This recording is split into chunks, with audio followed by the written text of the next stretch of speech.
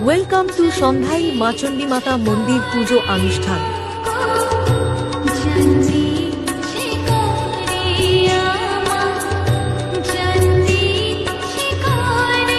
PM70 block পক্ষ থেকে সবাইকে জানাই সাদর আমন্ত্রণ।